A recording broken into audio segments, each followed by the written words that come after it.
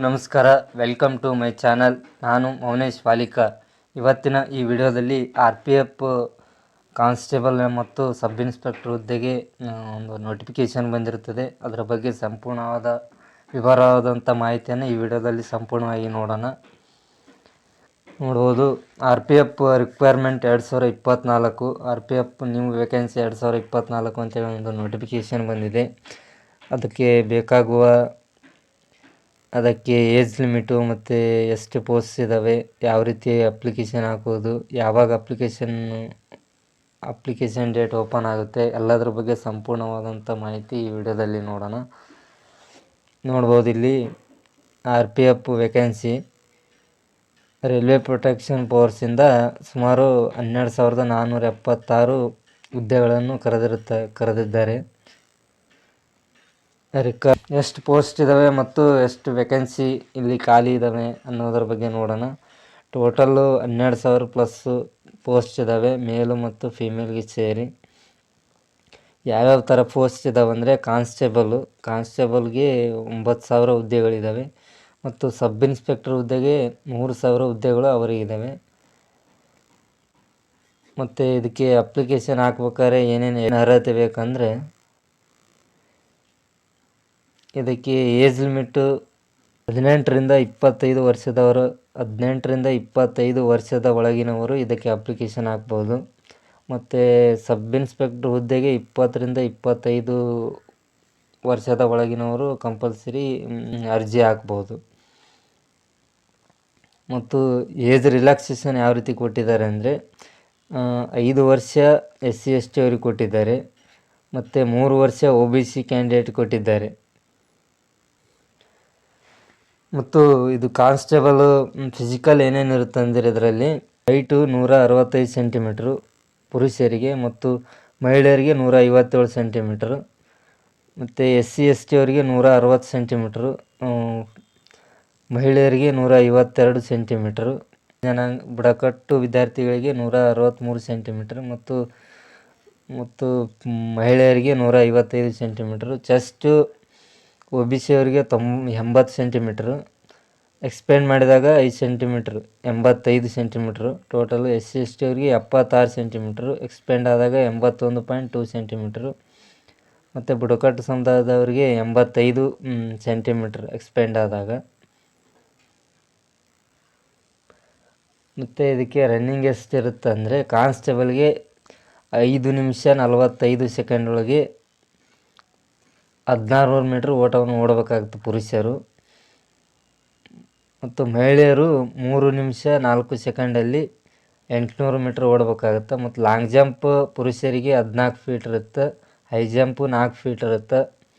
ಮತ್ತು ಮಹಿಳೆಯರಿಗೆ 9 ಫೂಟ್ ಇರುತ್ತೆ ಲಾಂಗ್ ಜಂಪು ಮತ್ತು 3 ಫೀಟ್ ಹೈ ಜಂಪ್ ಇರುತ್ತೆ ಇವರಿಗೆ ಮಹಿಳೆಯರಿಗೆ. ಅದೇ ರೀತಿಯಾಗಿ ಸಬ್ ಇನ್ಸ್ಪೆಕ್ಟರ್ ಹುದ್ದೆಗೆ ಯಾವ ರೀತಿ ಫಿಸಿಕಲ್ ಇರುತ್ತೆ ಅಂದರೆ, ಅದಕ್ಕೂ ಕೂಡ ಹೈಟು OBC ಅವರಿಗೆ 155 ಸೆಂಟಿಮೀಟ್ರ್ ಪುರುಷರಿಗೆ,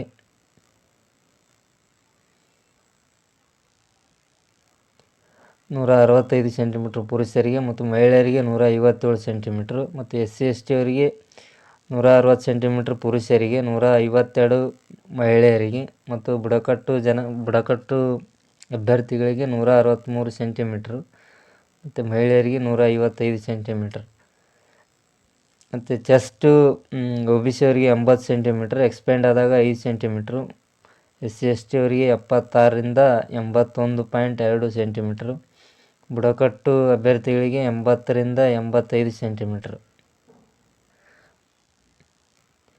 ಹಾಗೇ ಸಬ್ ಇನ್ಸ್ಪೆಕ್ಟರ್ ಹುದ್ದೆಗೆ ಯಾವ ರೀತಿ ಫಿಸಿಕಲ್ ಇರುತ್ತೆ ಅಂದರೆ, ಸಬ್ ಇನ್ಸ್ಪೆಕ್ಟರ್ ಹುದ್ದೆಗೆ 1600 ಮೀಟ್ರ್ ಓಟವನ್ನು 6 ನಿಮಿಷ 30 ಸೆಕೆಂಡಲ್ಲಿ ಓಡಬೇಕಾಗಿರುತ್ತೆ. ಮತ್ತು ಮಹಿಳೆಯರು 800 ಮೀಟ್ರ್ ಓಟವನ್ನು 4 ನಿಮಿಷದಲ್ಲಿ ಓಡಬೇಕಾಗುತ್ತೆ. ಲಾಂಗ್ ಜಂಪು 12 ಫೂಟ್ ಇರುತ್ತೆ ಪುರುಷರಿಗೆ ಮತ್ತು ಹೈ ಜಂಪು 3 ಫೂಟ್ 9 ಇಂಚ್ ಇರುತ್ತದೆ. ಮಹಿಳೆಯರಿಗೆ 3 ಫೂಟ್ ಇರುತ್ತದೆ high jump. Long jump 9 feet ಇರುತ್ತದೆ. ಇದಕ್ಕೆ ಕ್ವಾಲಿಫಿಕೇಷನ್ ಏನು ಬೇಕಪ್ಪ ಅಂದ್ರೆ, 10th ಸ್ಟ್ಯಾಂಡರ್ಡ್ ಕಾನ್ಸ್ಟೇಬಲ್ ಹುದ್ದೆಗೆ 10ನೇ ತರಗತಿ ಪಾಸ್ ಆದವರು ಅರ್ಜಿ ಸಲ್ಲಿಸಬಹುದು. ಮತ್ತು ಸಬ್ ಇನ್ಸ್ಪೆಕ್ಟರ್ ಹುದ್ದೆಗೆ ಏನೈತಿ ಪದವಿ ಪಡ್ಕೊಂಡವರು ಈ ಹುದ್ದೆಗೆ ಅರ್ಜಿ ಸಲ್ಲಿಸ್ಬೋದಾಗುತ್ತೆ. ಈ ಹುದ್ದೆಗೆ ಯಾವ ರೀತಿ ಎಕ್ಸಾಮ್ ಇರುತ್ತದೆ ಅಂದರೆ ಜನರಲ್ ಅವೇರ್ನೆಸ್ಸು 50 ಮಾರ್ಕ್ಸ್ ಇರುತ್ತದೆ, 50 ಕ್ವಶನ್ ಇರ್ತವೆ. ಅರ್ಥಮೆಟಿಕ್ಕು 35 ಕ್ವಶನು, 35 ಮಾರ್ಕ್ಸ್ ಇರ್ತವೆ. ಮತ್ತು general intelligence and reasoning 35 question, 35 marks. Total 100 ಮಾರ್ಕ್ಸಿಂದ ಇರುತ್ತೆ. 90 ಸಮಯ ಇರುತ್ತದೆ. ಹಾಗೆ negative marking 1/3 for each wrong answer ಅಂತಿದೆ. ಅಂದರೆ ಒಂದು ತಪ್ಪಾದ ಉತ್ತರಕ್ಕೆ 1/3 ಇರುತ್ತದೆ. ಮತ್ತು ಸ್ಯಾಲ್ರಿ ಏನೇನಿರುತ್ತದೆ ಅಂದರೆ ಇವರಿಗೆ ಕಾನ್ಸ್ಟೇಬಲ್ಗೆ 21,000 ರೂಪಾಯಿ ಇರುತ್ತದೆ ಸ್ಟಾರ್ಟಿಂಗು. ಮತ್ತು ಸಬ್ ಇನ್ಸ್ಪೆಕ್ಟರ್ ಅವ್ರಿಗೆ 35,400 ರೂಪಾಯಿ ಇರುತ್ತದೆ. ಮತ್ತು ಈ ರಿಕ್ವೈರ್ಮೆಂಟ್ ಪ್ರೊಸೆಸ್ ಯಾವ ರೀತಿಯಾಗಿ ಸೆಲೆಕ್ಷನ್ ಮಾಡ್ತಾರೆ ಅಂದರೆ ಮೊದಲಿಗೆ ಕಂಪ್ಯೂಟರ್ ಬೇಸ್ಡ್ ಎಕ್ಸಾಮಿನೇಷನ್ ನಡೆಸ್ತಾರೆ, 2ನೇದಾಗಿ ಫಿಸಿಕಲ್ ನಡೆಸ್ತಾರೆ, 3ನೇದಾಗಿ ಡಾಕ್ಯುಮೆಂಟ್ಸು, 4ನೇದಾಗಿ ಮೆಡಿಕಲ್ ಎಕ್ಸಾಮಿನೇಷನ್. ಇವು 4 ಸ್ಟೆಪ್ಪಲ್ಲಿ ಯಾರು ಪಾಸ್ ಆಗ್ತಾರೋ ಅವರು RPF ಸಂಸ್ಥೆಯಲ್ಲಿ ವರ್ಕ್ ಮಾಡ್ಬೋದು. ಮತ್ತು ಅಪ್ಲಿಕೇಶನ್ ಫೀಸು ಯಾರ್ಯಾರಿಗೆ ಎಷ್ಟೆಷ್ಟು ಇರ್ತದೆ ಅಂದರೆ SC ST PWD ಅವರಿಗೆ ಯಾವುದೇ ರೀತಿಯಾದಂಥ ಫೀ ಇರುವುದಿಲ್ಲ. ಮತ್ತು ಉಳಿದಂಥ ಅಭ್ಯರ್ಥಿಗಳಿಗೆ 100 ರೂಪಾಯಿ ಫೀಸ್ ಇರುತ್ತದೆ. ಮತ್ತು ಇದನ್ನು ಯಾವ ರೀತಿ ಅಪ್ಲೈ ಮಾಡ್ಬೇಕಂದ್ರೆ ಇವರು ಒಂದು ವೆಬ್ಸೈಟ್ ಕೊಟ್ಟಿದ್ದಾರೆ, ಅಫಿಷಿಯಲ್ ವೆಬ್ಸೈಟು. ಆ ವೆಬ್ಸೈಟಲ್ಲಿ ಅವರು ಅಪ್ಲೈ ಮಾಡಬೇಕು. ಇಲ್ಲಿ ಕೊಟ್ಟಿದ್ದಾರೆ ನೋಡು, how to apply for RPF requirement 2024 ಅಂತೇಳಿ. ಒಂದು ಅಫಿಷಿಯಲ್ ವೆಬ್ಸೈಟ್, ಅವ್ರದ್ದೇನು ಅಫಿಷಿಯಲ್ ವೆಬ್ಸೈಟ್ ಇರುತ್ತೆ ಅದರಲ್ಲಿ ಲಾಗಿನ್ ಆಗಿ ಅರ್ಜಿ ಸಲ್ಲಿಸಬೇಕು. ಮತ್ತು ಇದು ಪ್ರಿಂಟೌಟ್ ಅಂದರೆ ಅರ್ಜಿ ಸಲ್ಲಿಸಾದ್ಮೇಲೆ ಇದನ್ನು ಕಂಪಲ್ಸರಿ ಪ್ರಿಂಟೌಟ್ ತೊಗೋಬೇಕಂತ ಹೇಳ್ತಿದ್ದಾರೆ ಇಲ್ಲಿ. ಮತ್ತು ಅಪ್ಲಿಕೇಶನ್ ಮೋಡು ಆನ್ಲೈನಲ್ಲಿ ಮಾತ್ರ ಅರ್ಜಿ ಸಲ್ಲಿಸಲು ಅವಕಾಶ ಕೊಟ್ಟಿದ್ದಾರೆ. ಮತ್ತು ಇಲ್ಲಿ ಸ್ಟಾರ್ಟಿಂಗ್ ಫಾರ್ ಅಂದರೆ ಅಪ್ಲಿಕೇಶನ್ ಅರ್ಜಿ ಯಾವಾಗ ಸ್ಟಾರ್ಟ್ ಆಗುತ್ತೆ ಅಂದರೆ ಜನವರಿ 1 ಅಂದರೆ ಜನವರಿ 2024ರಲ್ಲಿ ಇದು ಅರ್ಜಿ ಓಪನ್ ಆಗುತ್ತೆ. ಅರ್ಜಿ ಸಲ್ಲಿಸ್ಬೋದು. ಜನವರಿ 1 ವೀಕಲ್ಲಿ ಎಲ್ಲರೂ ಅರ್ಜಿ ಸಲ್ಲಿಸ್ಬೋದು. ಮತ್ತು ಲಾಸ್ಟ್ ಡೇಟು ಫೆಬ್ರವರಿ 2024ವರೆಗೂ ಅರ್ಜಿ ಸಲ್ಲಿಸಬಹುದು. ಅಲ್ಲಿ ತನಕ ಜನವರಿ 1 ತಿಂಗಳು ಸಮಯಾವಕಾಶ ಇರುತ್ತದೆ.